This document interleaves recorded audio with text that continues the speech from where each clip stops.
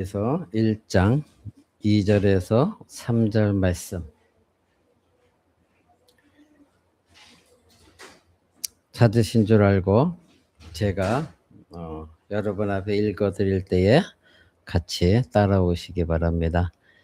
이 모든 날 마지막에 아들로 우리에게 말씀하셨으니 이 아들을 만유의 후사로 세우시고 또 저로 말미암아 모든 세계를 지으셨느니라.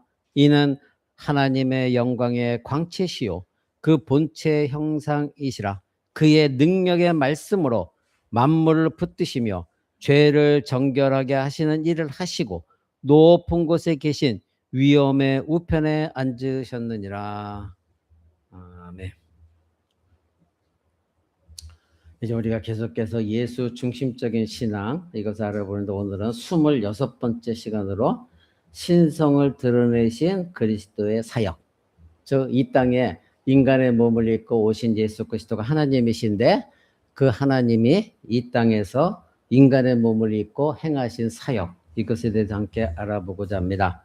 우리는 지난 시간에 예수 그리스도께서 가지신 신성의 속성에 대해서 알아보았죠.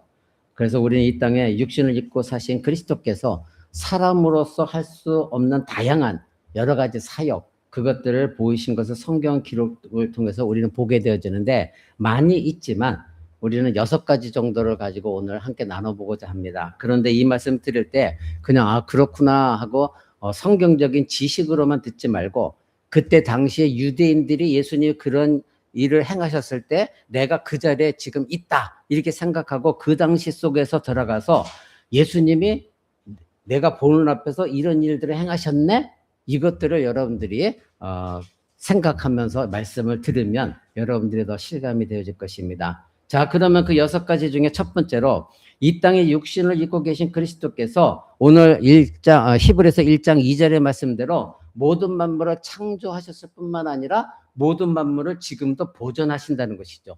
지금도 하나님은 일하시기 때문에 온 우주 만물이 하나님의 다스림 속에 있다는 겁니다.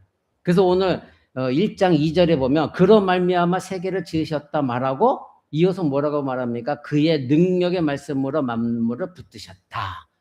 즉 창조와 함께 보존하고 계신다, 이거를 말하고 있죠. 요한복음 1장 3절에서 분명히 예수님에 대해서 여러 말씀드렸는데 만물이 그런 말미암아 지은 바 되었고 지은 것이 하나도 그가 없이 된 것은 없다 했습니다. 그러니 모든 만물은 예수님으로 말미암아 다 지어졌다는 것이죠.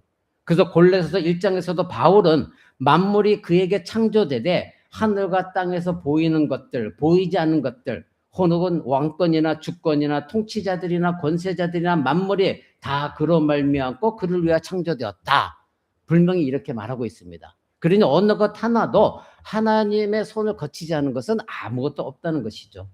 지금 여러분이 보이는 세상은 보이는 것, 이것밖에 우리는 몰라요. 우리는 눈에 보이는 것만 알 수 있죠. 그런데 이 창조 세계 보이지 않는 것들이 너무나 많아요.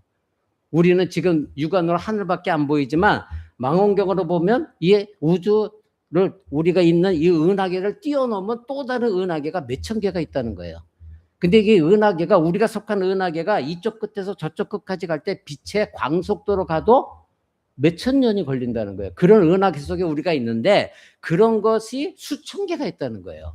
그러니까 하나님이 지으신 이 우주 만물은 진화론 갖고로 도저히 해석이 안 되는 일들입니다. 그러니 우리는 보이는 것만 보고 그것을 인정하고 있지만 성경이 지금 말하고 있는 것은 영적인 존재가 있다는 것이죠. 하늘에 있는 것들, 영적인 존재가 있고 마귀, 사탄 마귀, 이것도 영적인 존재들이다 이겁니다. 그 모든 것들이 다 하나님으로 말미암아 있다, 그렇게 성경은 말하고 있죠. 그런데 오늘 본문은 만물이 그로 말미암아 있게 된 것을 넘어서서 그 만물을 붙드시고 보존하고 있다. 누가? 예수 그리스도가. 그것을 지금 증거하고 있습니다. 모든 만물이 창조될 때도 하나님의 아들이 관여하셨는데 지금 보존되고 유지되는 것도 바로 예수 그리스도께서 하고 계시다, 이것입니다. 그리스도께서 그의 능력의 말씀으로 붙들고 계시다, 성경 그렇게 말하고 있습니다. 그래서 모든 만물이 창조된 것도 그리스도로 말미암아 지금 유지되고 보존되는 것도 그리스도 말미암아다, 이렇게 성경 우리에게 말하고 있습니다. 사람들은 지금 믿지 않는 사람들은 모든 만물이 우연하게 유지되고 있다 이렇게 생각합니다. 지금 돌아가는 이 세상은 그냥 우연하게 다 돌아가고 있다는 것이죠. 그래서 지구 밖에서 보면 이 지구는 공간에 떠 있어요. 해도 공간에 떠 있고 달도 공간에 떠 있고, 그래서 지구와 달, 지구와 해, 이것이 일정 거리가 있는데 여기서 조금만이라도 정말 아주 미세하게 오차만 생겨도 지구는 멸망당한답니다. 그게 우주 과학자들이 하는 말이에요. 가까워서도 안 되고 멀어서도 안 된다는 거예요. 지금이 아주 그냥 가장 아주 적합한 거리라는 거예요. 근데 이것이 저절로 된 것이 아니라 지금 하나님께서 그렇게 붙들고 계시다는 거예요. 성경은 그것을 지금 말하고 있는 것이죠. 조금만 더 달 가까이 가도 안 된다는 것이죠. 수위 조절이 안 된다는 거예요. 지구가 23.5도 기울어진 것도 마찬가지다 이겁니다. 태양계 밖에 이 우주가 유지되어지는 것, 우리에 속한 이 우주 안에 수천억 개의 별들이 있어요. 근데 이것을 뛰어넘어서 또 다른 은하계 안에도 이로 말할 수 없는 것들이 다 자기 자리를 유지하고, 그래서 그 공간과 공간 속에서 이로 말할 수 없는 파장들이 일어나고 관계 속에서의 반응들이 일어나고, 이 모든 것들은 신비하다는 거예요. 근데 이 모든 것들이 어쩌다 우연히 일어났느냐? 그것이 아니다. 성경은 그렇게 말하고 있습니다. 우리가 사는 이 지구에 사람에게는 없어서는 안 되는 물과 산소가 있습니다. 그렇죠? 그래서 우리가 생명을 유지하고 있는 것입니다. 호흡하는 거예요. 식물도 재배할 수 있는 것이죠. 이것이 과연 우연하게 일어났느냐 이거죠. 어제도 제가 그 다큐멘터리를 잠깐 보니까 지난 시간에 말씀드린 대로 뭐 진화론을 설명하는데 이제는 그것이 또 안 먹히니까 뭐 소행성이 우주를 딱 침으로 말미암아 거기서 열에 의해서 뭐가 생겨가지고 이렇게 하고 뭐 생물들이 살아나게 됐고 뭐 이런 것들은 몇 억 년 전부터 막 하더라고요. 근데 그게 출발점을 자세히 들어보니까 다 가상이에요. 이렇다 할 것이다 하고 거기서부터 추정해서 만들어낸 이론이에요. 그러니까 처음에 출발한 것 그 시점부터가 가상이에요. 그냥 인간이 추정을 하는 거예요. 그러니까 그건 진리가 될 수가 없다 이겁니다. 근데 성경은 분명히 말해요. 여러 곳에서 요한복음도 그렇고 창세기도 그렇고 지금 히브리서도 그렇고 모든 것이 하나님이 창조하셨고 지금도 유지되고 있는 것이 하나님으로 말미암은 것이다. 예수 그리스도께서 말씀의 능력으로 붙들고 계시기 때문이다. 아주 단칼에 명확하게 분명히 말하고 있습니다. 지금의 모든 만물은 죄와 타락으로 인해서 파괴되어졌지만 지금도 질서는 유지되고 있어요. 이런 질서가 유지되는 것에 대해서 우연이라고 말하는 것이 우리는 받아들일 수가 없다는 거예요. 왜? 성경이 그렇게 말하고 있지 않기 때문에. 성경은 하나님께서 이 온 우주 만물을 지금 붙들고 유지하고 관리하신다 이것입니다. 그래서 현재와 같은 조건과 그것의 유지의 근원을 세상 사람들은 몰라요. 근데 우리는 그 근원이 하나님이시다.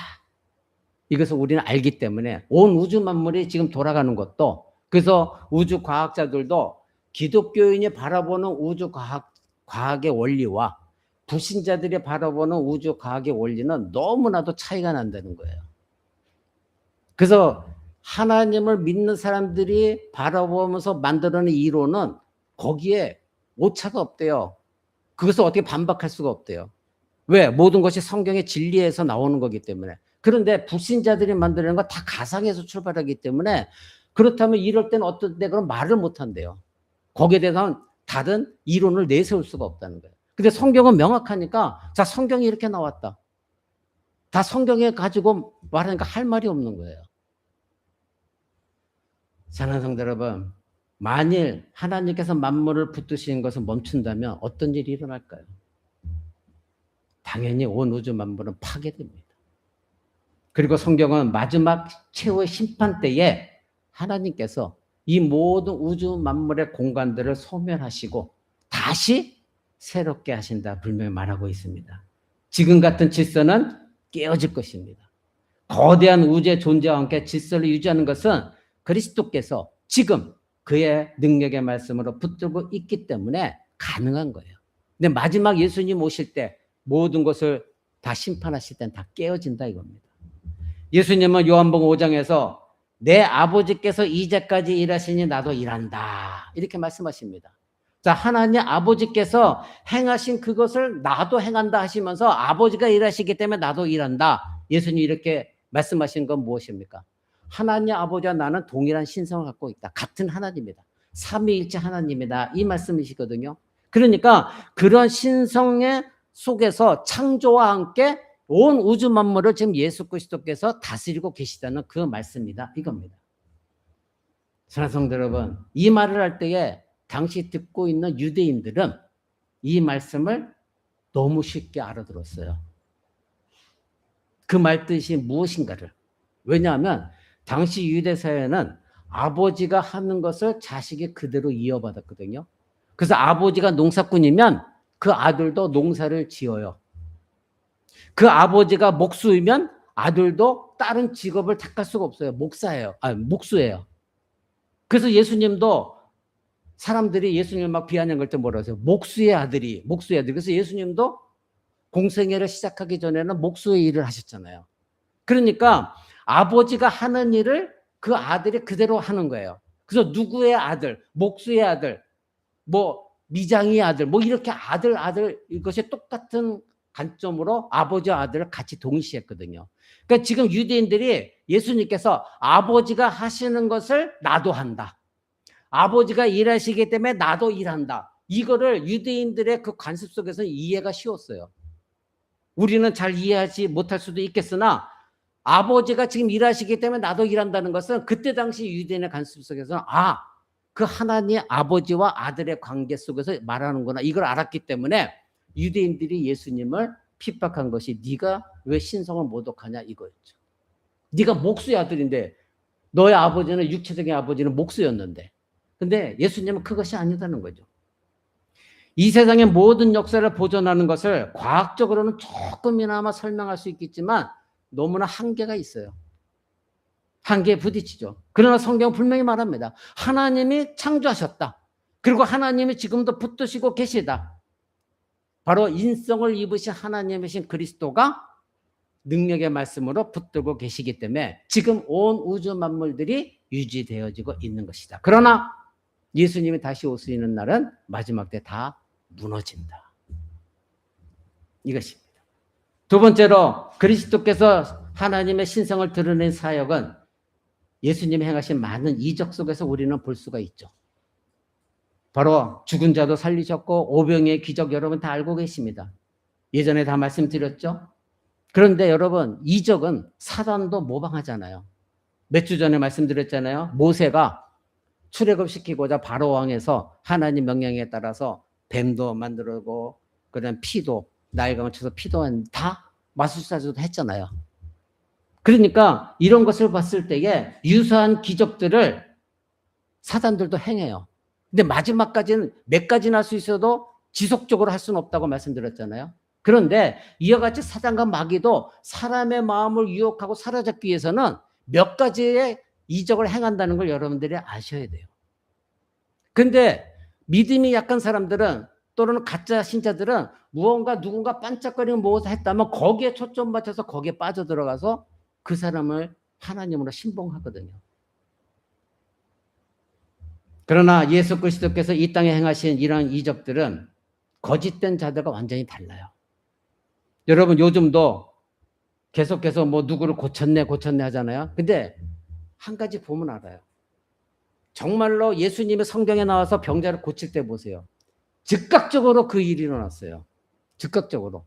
근데 요즘 하는 사람들은 그 사람을 위해서 안수기도 했다 하면서 그 사람이 즉각적으로 무언가 살아나거나 일어나 걷거나 한 것이 아니라 어느 정도 세월이 지나고 약을 먹고 해서 일어난 일들이 일어나지 예수님처럼 즉각적으로 귀신을 쫓아내거나 즉각적으로 그 사람이 앉은 데가 일어나거나 죽은 사람이 벌떡 살아나거나 이런 일은 없어요. 그리고 인간이 그렇게 해서 했던 사람들 보세요. 그 사람들 언젠가 또 그 병에 또 걸려요. 근데 성경에 보면 예수님께서 앉은 병을 일으켰다면 맹인을 고쳤다면 그 사람은 죽을 때까지 맹인이 다시 되지 않아요. 죽을 때까지 혈루병에 다시 걸리지 않아요. 죽을 때까지 앉은 병으로 돌아가지 않아요. 여러분 이런 것을 볼 때 우리는 거짓된 마귀도 일시적으로는 사람을 유혹하고 속일 수 있다. 이것을 여러분들이 아셔야 됩니다.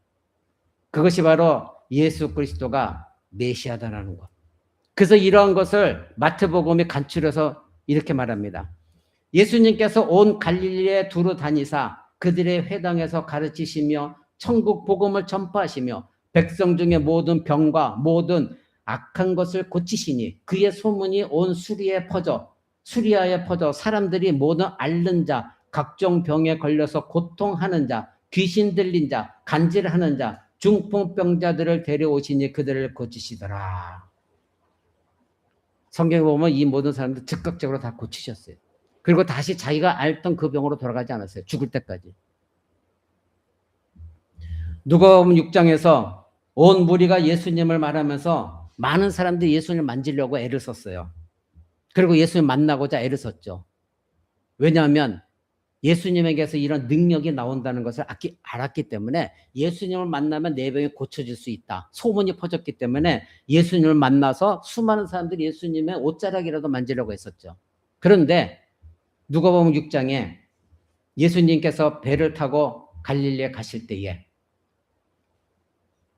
폭풍이 일어났죠. 그때에 많은 사람들이 죽을 것 같았어요.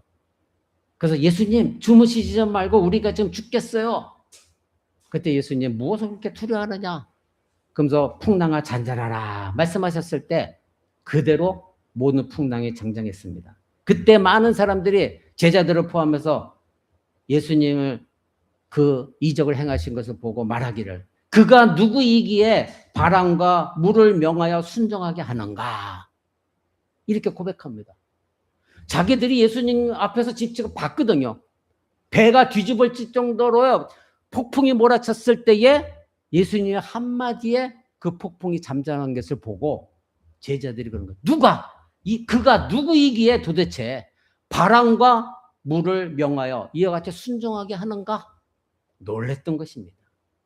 여러분이 한번 그 현장에 있다고 생각해 보세요. 제가 서두에 말씀드렸죠. 이런 일이 일어나는 그 현장에 한번 있다고 생각해 보세요.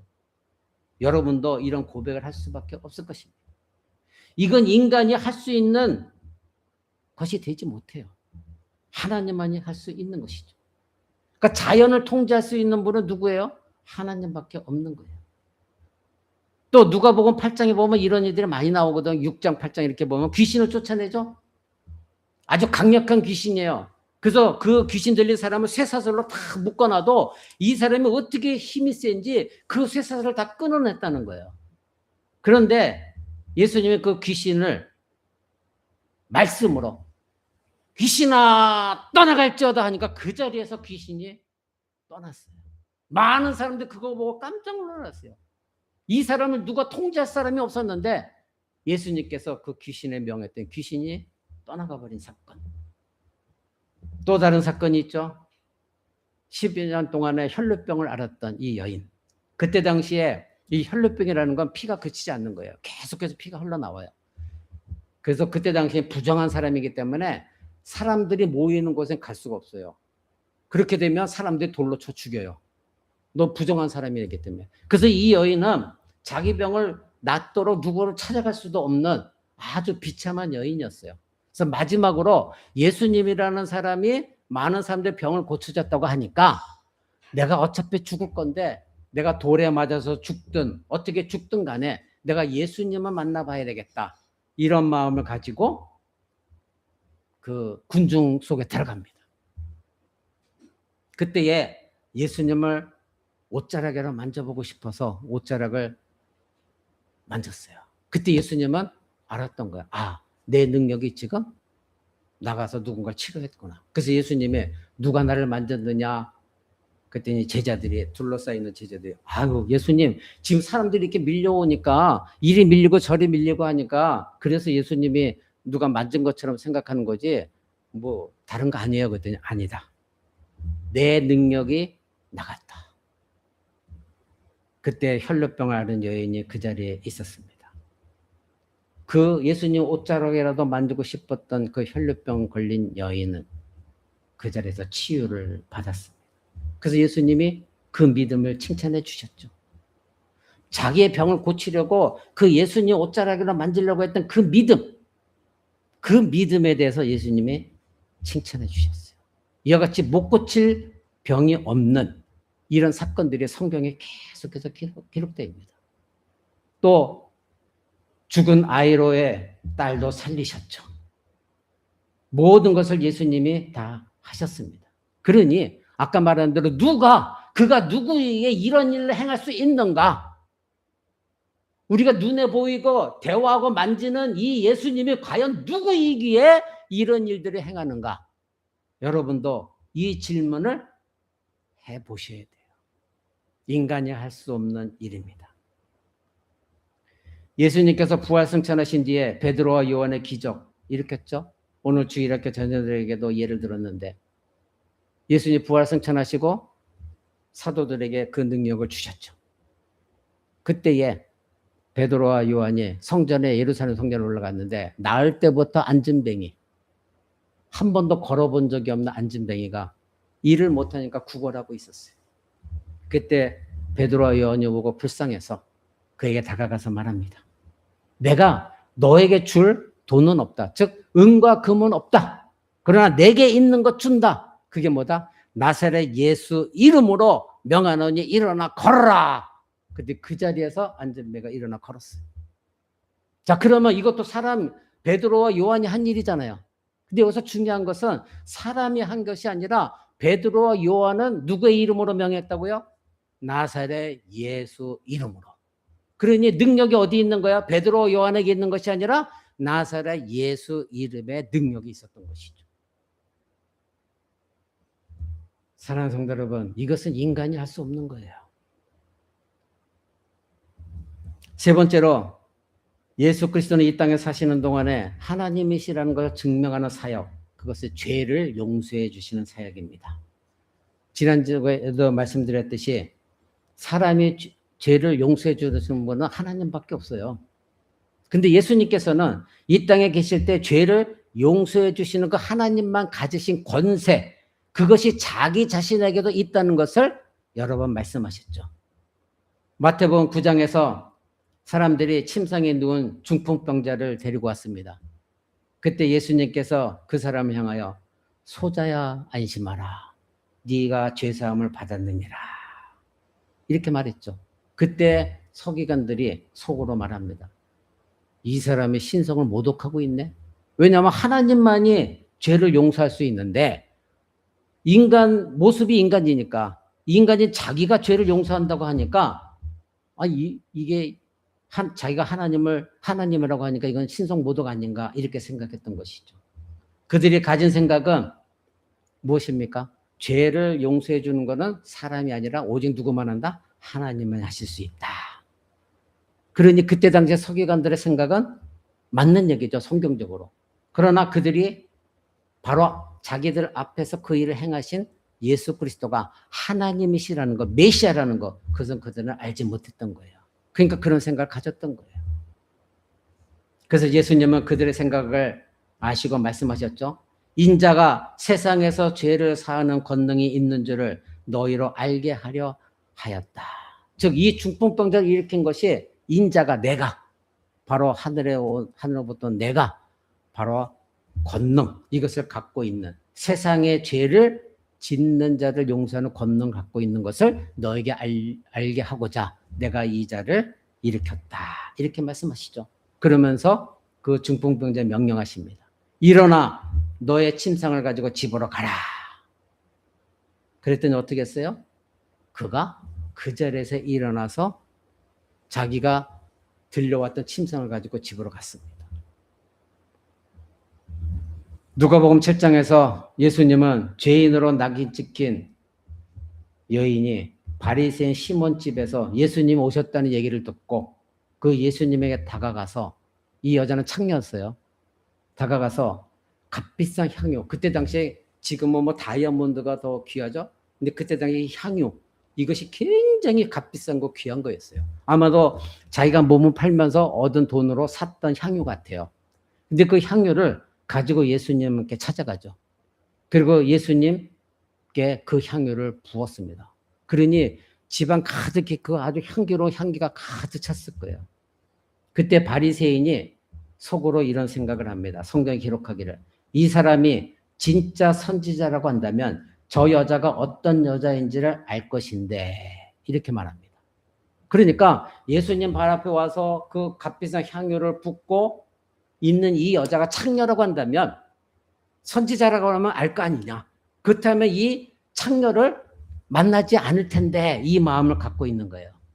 그때 예수님이 그 마음을 갖고 있는 사람들 향하여 바리새인 시몬에게 말합니다. 그녀의 많은 죄가 용서받았다. 왜냐하면 그의 사랑이 크기 때문이다. 이런 말씀하십니다. 그러면서 그 여인에게 말씀하시기를 네 죄사함을 받았느니라. 이렇게 말씀하세요. 그러니까 이 여인은 자기가 창녀이고 그러기 때문에 죄가 많은 걸 알아요. 그래서 이 예수님을 만나 뵙고 자기가 용서받기를 원했던 거예요. 그래서 가장 귀한 거 남들은 내놓지 않는 그 향유를 가지고 와서 예수님 발에 부은 거예요. 그런데 정작 죄를 많이 짓고 교만한 이 바리새인들은 비아냥거려서 그래 한번 보자.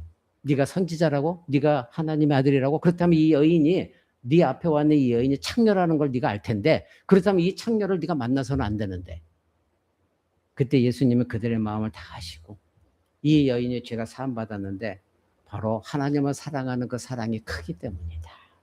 이렇게 말씀하셨습니다. 사랑하는 성도 여러분, 물론 죄 지은 것을 용서하려면 죄를 용서할 근거가 있어야 되죠. 그죠? 근데 예수님만이 죄를 용서하는 근거를 갖고 계시죠. 무엇입니까? 십자가의 죽음이었죠. 그래서 요한복음 1장에선 보라 세상 죄를 지고 가는 하나님의 어린 양이로다. 바로 예수 그리스도께서 죄를 용서하시는 권세를 가지신 것은 바로 자기 자신이 갖고 있는 죄 용서 사함의 근거가 내가 하나님이지만 죄 없는 인간으로 이 땅에 와서 죄를 지은 너희를 대신해 십자가에 죽을 것이기 때문에 그 근거에서 너희들의 죄를 용서하신 거예요. 예수 그리스도께서는 바로 그 대속의 근거에서 자기에게 나오는 자에게 모든 죄를 다 용서하시는 권세를 가지시고 그 말씀하신 거예요. 그래서 우리는 지금도 예수 그리스도를 믿지만 죄를 지었을 때는 우리는 담대하게 하나님 앞에 나가서 용서를 구할 때에 예수께서는 하나님이시기 때문에 죄 용서의 권세를 가지고 우리의 모든 죄를 다 용서해 주십니다. 여러분 죄 지었을 때 두려워해서는 안 돼요. 우리가 피할 길이 있어요. 누구든지 예수 그리스도를 믿는 자는 그의 이름을 힘입어서 다 죄사함을 받는 것입니다. 여러분, 우리는 예수 그리스도께서 자신의 십자가 대속의 근거에서 예수 그리스도께 나와서 그를 믿음으로 죄사함을 받은 사람들입니다. 요한복음 요한 1장은 이렇게 말합니다. 그 아들 예수의 피가 우리를 모든 죄에서 깨끗하게 하신다. 우리의 모든 죄를 깨끗하게 하시는 게 뭐라고요? 예수 그리스도의 피. 그래서 몇 주 전에 여러분에게 말씀드렸죠. 천국과 가장 가까운 거리가 어디라고요? 그리스도의 십자가 밑이다. 그게 가장 가까워요. 그곳에 여러분들이 있을 때 그곳에서 여러분들이 지은 죄를 솔직하게 하나님께 고백하면 지금도 그리스도의 십자가 보혈로 여러분의 모든 죄는 다 씻김받고 용서받습니다. 오직 하나님만이 하실 수 있는 일입니다. 인간의 몸을 입고 오신 하나님만이 하실 수 있는 일, 그것이 바로 우리의 죄를 용서하시는 겁니다. 네 번째로 인간의 몸을 입고 하나님으로서 사역을 하신 예수님의 사역은 성령을 보내시겠다고 말씀하신 것이고 실제로 성령을 보내주셨습니다. 놀라운 일이죠. 그러므로 말미암아 모든 민족을 죄 가운데서 구원하시는 놀라운 일을 하셨습니다. 요한복음 15장에서 내가 아버지께로부터 너에게 보낼 보혜사 곧 아버지께로부터 나오시는 진리의 성령이 오실 때 그가 나를 증언할 것이요 이렇게 했습니다. 내가 성령을 보낼 것이다. 먼저 말씀하시고 그 성령이 올 것인데 또 다른 보혜사다. 나도 너희의 보혜사지만 또 다른 보혜사가 오시는데 그분이 진리의 성령이다. 근데 그분이 하시는 일이 뭐다? 나를 증언하는 거다. 여러분, 인간 중에 누가 이런 약속을 할 수 있겠어요? 이만희는 자기가 성령으로 왔대요. 참 한심하죠. 근데 그 말 믿고 따라가는 그리스도인들, 교회 다니다가 가는 사람들 참 한심해. 여러분, 이번 주 새벽기도 시간에 여러분한테 들을 내용이 뭐냐면 하나님께서 한탄하시면서 이스라엘 향해서 뭐라고 말씀하시냐면 내가 너희를 키웠다. 그리고 내가 너희를 윤택하게 했다. 내가 너희를 살찌우게 했다. 그런데 너희가 나에게 발길질을 했다. 하나님은 우리가 지금 가축을 안 키우지만 그때 당시 가축을 키웠잖아요. 근데 자기 가축을 잘 먹이고 잘 보살피고 병 안 걸리게 하고 겨울에는 추울 때 이렇게 보호막도 쳐주고 했단 말이에요.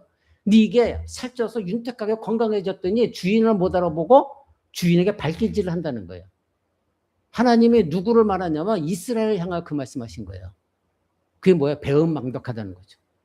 내가 너희를 그렇게 용서했고 구원해줬고 복을 내려줬고 은혜를 베풀었는데 너희가 지금 살만하니까 나를 떠났어? 나를 버렸어? 이 세상을 섬겨? 이 세상의 신을 우상을 섬기고 있어? 오늘도 똑같잖아요. 예수 믿고 나 은혜 받았어 하다가 뭔 일이 잘 풀리고 잘 살게 해주고 좀 바쁘고 세상을 즐기고 싶으면 곧바로 하나님을 떠나버려요. 그런 사람 향하여 성경은 말해요. 너희가 나에게 발길질을 했다. 그래서 그 다음에 읽어보면 끔찍한 일이 벌어져요. 하나님이 그를 향해 보응하시죠. 질투하는 하나님으로. 여러분, 질투는 나쁜 게 아니에요.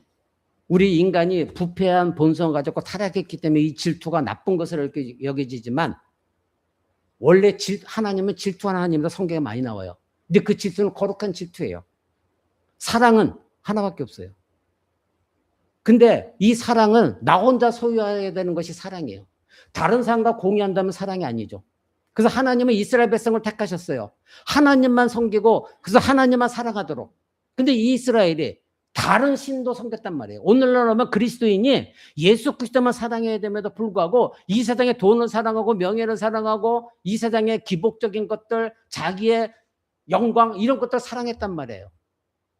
그것을 하나님 말씀하시는 거예요. 하나님은 이스라엘 백성들 그래서 분명히 말씀하십니다. 내가 다른 민족을 일으켜서 너희를 칠 것이고 다른 민족을 일으킬 때 너희가 시기 질투할 것이다. 내가 너에게 시기 질투하듯이. 그래서 너희를 멸망시킬 것이다. 마지막에 이스라엘이 아수르의 포로로 끌려갑니다. 멸망당하고.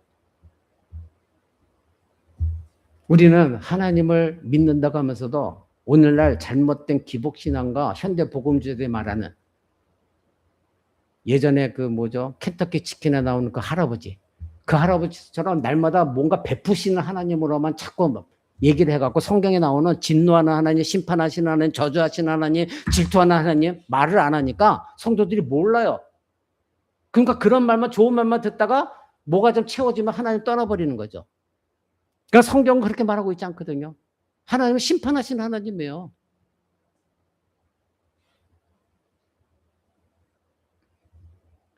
예수님은 성령을 보내시겠다고 하셨어요. 누가 감히 인간이 이런 약속을 할 수 있느냐 이거예요. 이 말씀할 때 제자들이 예수님을 바라봤을 때 자기들과 똑같은 모습을 가진 인간 예수님이거든요. 근데 이 말씀 하시는 거 성령을 보내주시겠다. 그리고 예수님은 십자가에 죽으시고 약속대로 성령을 보내주셨죠. 그리고 나서 사도행전 성령이 내렸을 때 사도행전 8절에 이렇게 말합니다. 그가 임하시면 너희가 권능을 받고 땅끝까지 내 증인이 될 것이다.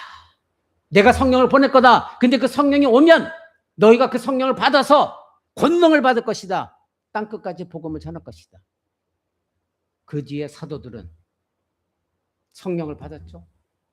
같이 다락방에 모여있던 성도들이 성령을 받았습니다. 방언하기 시작했습니다. 하나님의 앞으로 있을 일들을 예언하기 시작했습니다. 왜냐하면 그때까지는 아직 성경이 완성되지 않았기 때문에.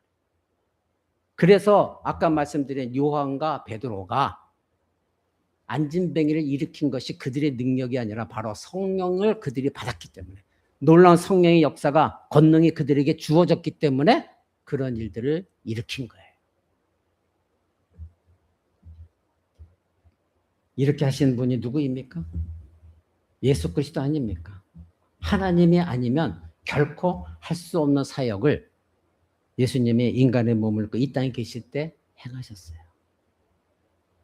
다섯 번째로, 이 땅에 계시면서 예수님이 행하신 사역, 하나님이시라는 것을 증거하신 사역, 그것은 무엇입니까? 바로 모든 사람과 사단에게 속한 영들까지 심판하시는 하나님이라는 것, 이것입니다. 예수님은 이 땅에 계실 때에 자기 자신이 심판의 권세를 가진다고 분명히 말씀하셨습니다. 이건 하나님이 아니면 말할 수 없는 거예요. 아까 죄사함을 용서한다는 것도 마찬가지고, 이 세상의 모든 사람과 악한 영들 사단까지도 심판하신다는 것은 사람이 할 수가 없는 일이에요. 마호메트나 부처가 할 수 없는 일이에요.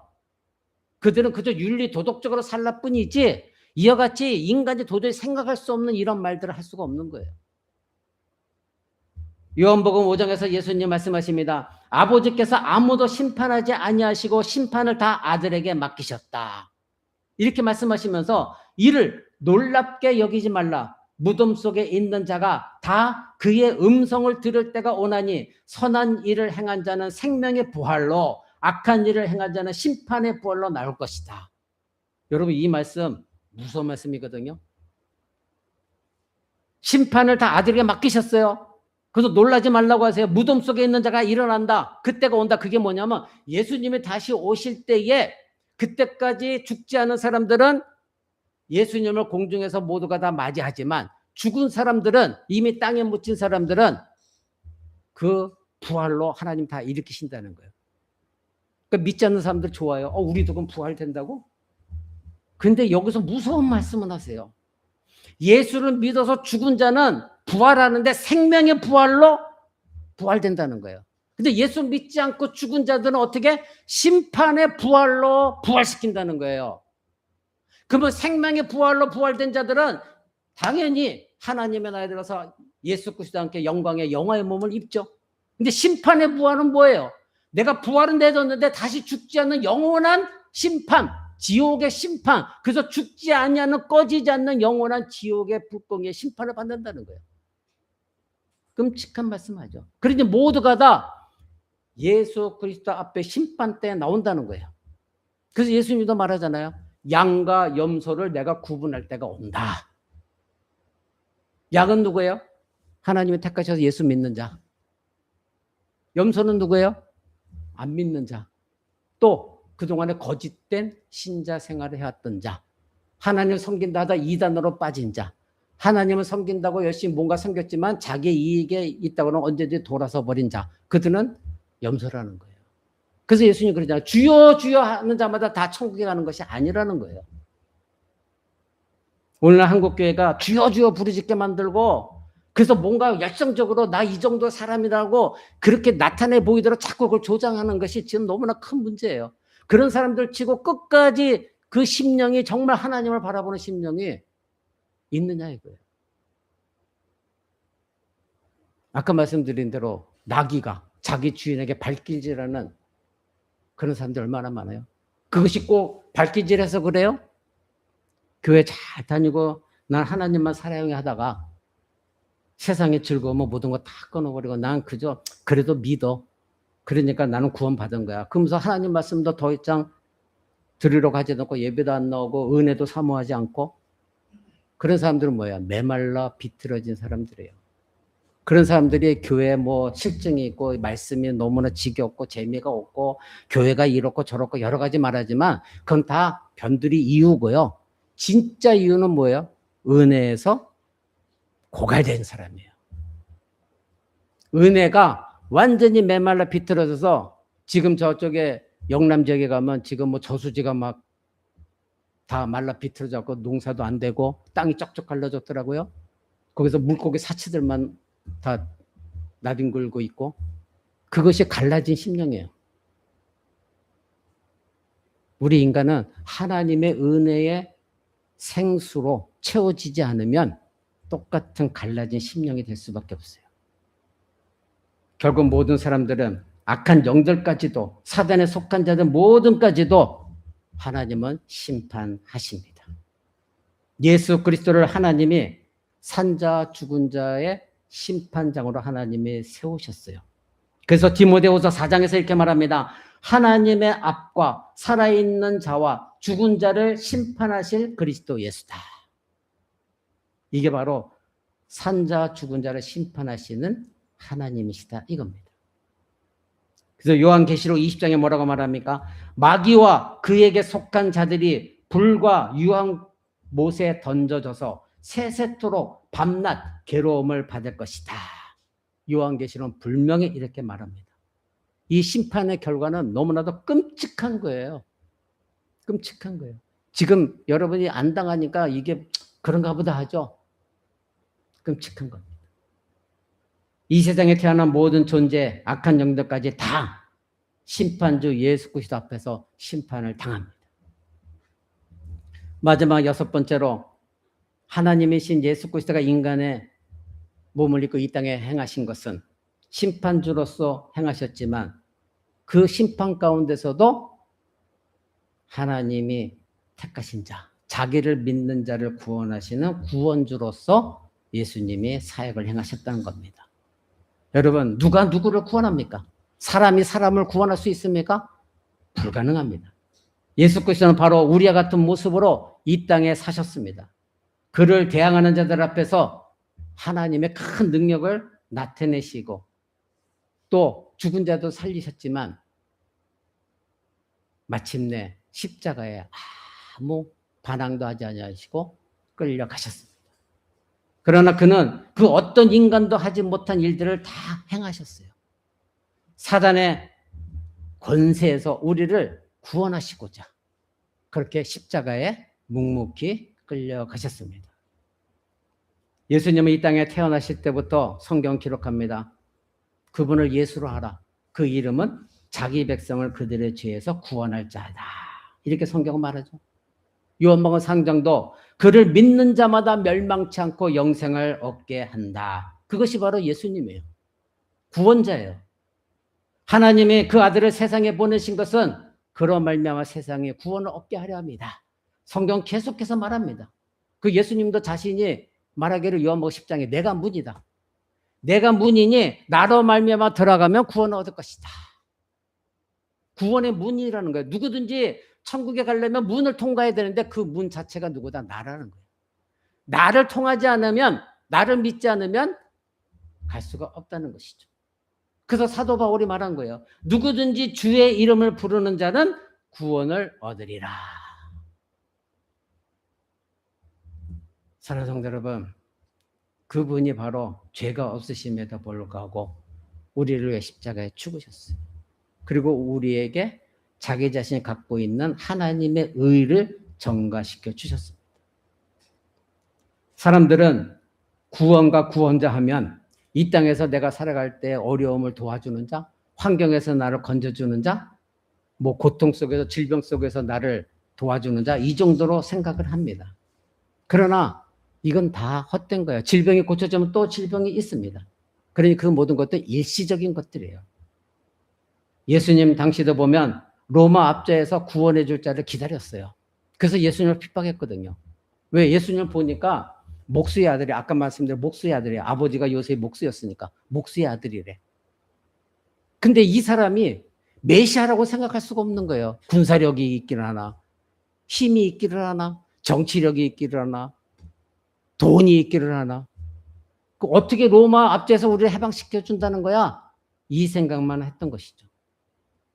지금 지리적으로 이스라엘이 그래서 지금 아직도 그들은 예수를 안 믿어요.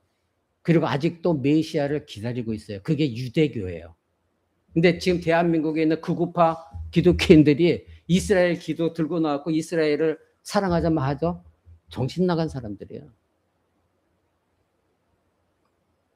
여러분, 그 어떤 누구도 죄에서 구원받을 자는 없습니다.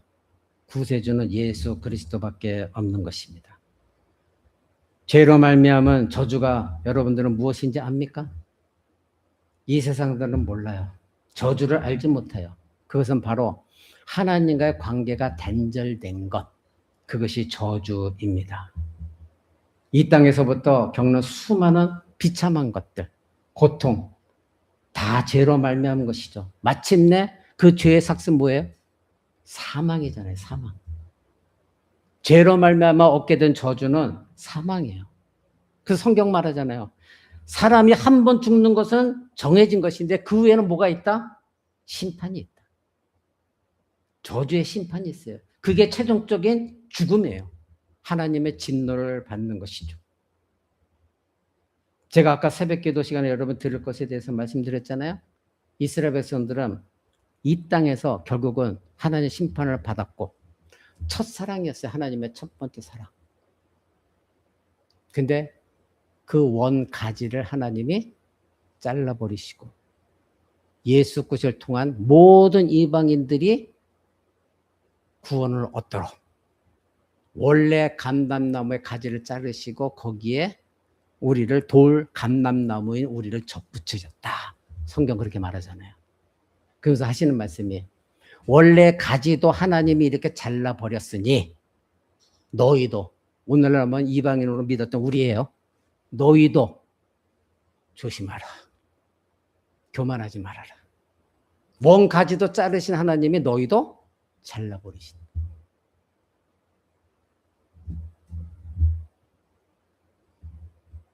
사랑하는 성도 여러분, 예수 믿으면 한 번 믿으면 끝까지 구원이래. 맞아요. 근데 정말로 예수 믿은 사람은 믿다가 저렇게 세상으로 빠지지 않아요. 안 빠져요. 그게 끝까지 죽을 때까지 세상에 빠졌던 그 사람들은 원래 접붙여진 자들이 아니에요. 자기가 그렇게 알고 살았던 사람이지.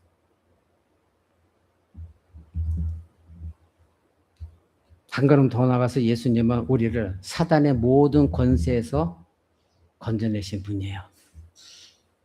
사도행전 26장에 보면 부활 승천하신 예수님이 사도 바울을 부르실 때 이렇게 말씀하십니다.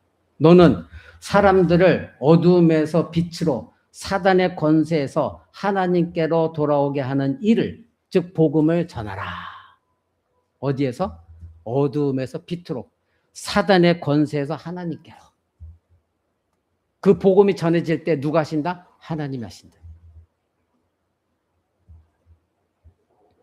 사랑하는 성도 여러분, 모든 죄와 저주와 사단의 권세로부터 여러분 자녀들 마찬가지입니다. 요즘 우리 번건이가 일주 가서 말씀 듣고 있는데 저는 기도해요.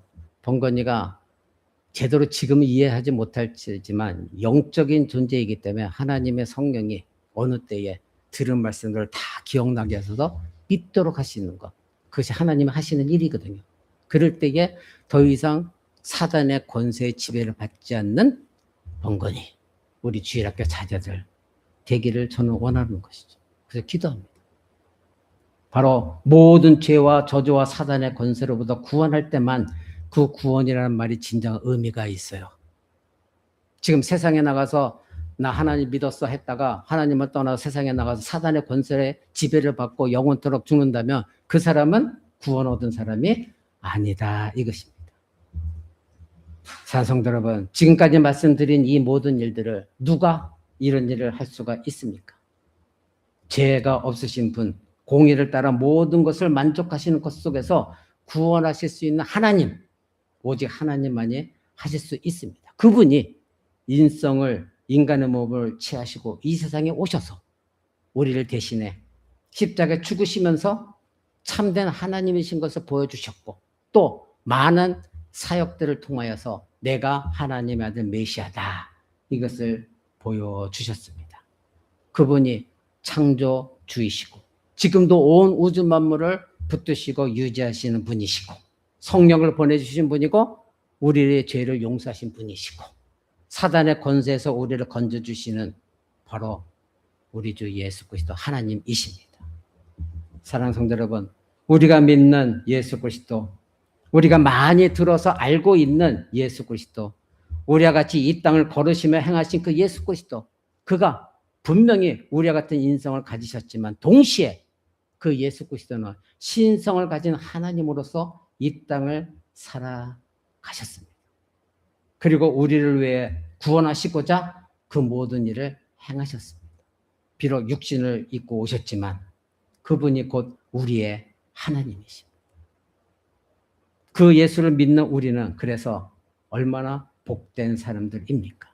그 예수 그리스도가 우리의 구원주라는 것이 우리에게는 얼마나 위로가 되고 힘이 되어집니까? 날마다 하나님 이것 주세요 저것 주세요가 아니라 아무리 힘들고 어려워도 사도들이 그 악한 상황 속에서 핍박받는 속에서도 예수 그리스도를 의지하고 찬양하며 이겨나갔듯이 그 예수 그리스도를 이름을 부를 때 여러분의 위로가 되어지고 힘이 되어지고 있습니까? 우리가 예수 그리스도 아는 것은 결코 가벼운 것이 아닙니다. 모르는 사람에게는 예수 그리스도 가볍고 때로는 우습게 들리고 황당하게 여기는 이름일지 몰라도 그래서 믿어서 뭐하나 이런 말을 할 수 있을지는 몰라도 예수 그리스도를 믿고 있는 저와 여러분이 그 예수 그리스도를 믿고 나서 알게 된 사실은 무엇입니까? 바로 예수를 믿게 된 것 자체가 하나님의 은혜요. 그것은 이 세상 그 무엇과도 바꿀 수 없는 무한한 가치가 있는 것이다. 그 예수 그리스도가 우리의 하나님이시다. 이것을 고백하는 거 아닙니까? 세상 사람들은 비아냥거리고 우습게 여기고 가볍게 여긴다 할지라도 그 예수 그리스도의 이름의 가치는 이 세상의 그 어떤 것과도 바꿀 수 없는 엄청난 가치가 있는 것입니다. 그분이 우리와 똑같은 인간의 몸을 입고 이 땅을 걸으시면서 하나님으로서 행하신 일들, 오늘 말씀드린 그것을 여러분들이 잘 묵상하시며 여러분들 하나님이 그렇게 은혜를 주신 여러분들인데 당나귀가 그 주인에게 발길질 하듯이 그 하나님께 반역하지 마시고 하나님이 주신 은혜를 충만하게 누리면서 여러분들의 삶이 윤택해지기를 주 예수 그리스도 이름으로 간절히 축원을 드립니다. 우리 다 같이